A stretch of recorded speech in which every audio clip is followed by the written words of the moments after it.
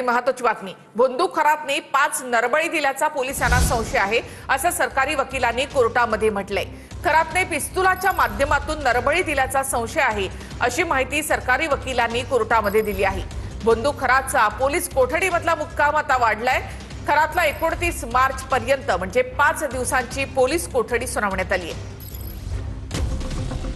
बलात्कारी आणि भोंदू अशोक खरातनं 5 नरबळी दिल्याचे पुरावे मिळालेत असं सरकारी वकिलांनी कोर्टात सांगितलंय। सरकारी वकिलांच्या या युक्तिवादामुळे राज्यभरात खळबळ माजली आहे। खरातकडे असलेल्या पिस्तुलाच्या माध्यमातून 5 नरबळी दिल्याचा संशय। खरातला जमीन विकल्यानंतर मुलगा गायब झाल्याचा आरोप पाथर्डीमधल्या शेतकऱ्यानं केला होता। त्यामुळे खरातनं नरबळी दिल्याचा संशय बळावलाय। माझा मुलगा 25/10 ला मिसिंग झालाय। जागा विकल्यावर पूर्ण जागा माझ्याकडून बळजबरी लाटली आहे। माझी स्वतःची प्रॉपर्टी असून माझी जागा विकून मुलगाने पैसे घेतले का नाही घेतले हे मला माहित नाही। माझ्याकडे पैसे पण आले नाही असं। बरं, पण म्हणजे तुमच्या मुलांनी कोणाला जागा विकली आणि पैसे कोणी दिले त्याला? खरात साहेब। हो, त्यांना जागा विकली पण माझ्याकडे पैसे आले नाही। माझ्या मुलानेच पैसे घेतले का नाही घेतले हे पण मला माहित नाही। सरकारी वकिलांनी न्यायालयात आणखी काय युक्तिवाद केलाय पाहूयात। खरात कॉस्मोलॉजीचा अभ्यास झालाय असं सांगायचा। खरातकडे 6,53,000ची रोकड आणि लॅपटॉप सापडला। खरातकडे काळ्या रंगाचं रिव्हॉल्व्हर आणि 31 जिवंत काडतुसं सापडली। खरात स्वतःला सिद्ध पुरुष म्हणून घ्यायचा। खरात लोकांना वाघाचं कातडं आणि नकली साप दाखवायचा। खरातने कस्तुरीसाठी हरणाची शिकार केल्याचाही संशय।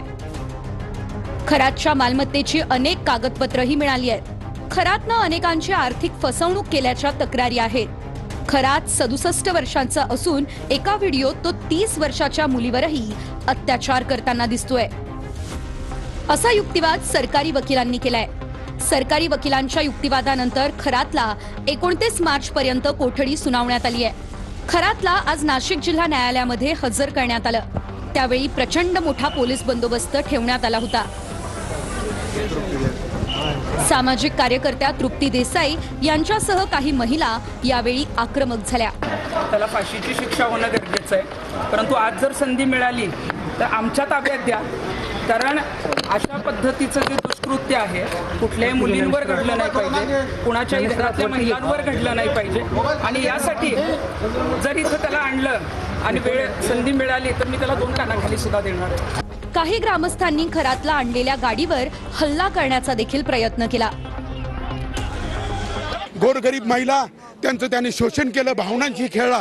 कुणीतरी दुःख आहे, कष्ट आहे, कुटुंबामध्ये कटकट आहे म्हणून त्याच्याकडे जात होते आणि तो त्याचा फायदा घेऊन त्यांचं लैंगिक शोषण करत होता। हे मोकाट सुटतात, कायद्याचा धाक राहिला नाही म्हणून यांना जनतेची ताकद आम्हाला दाखवायची होती।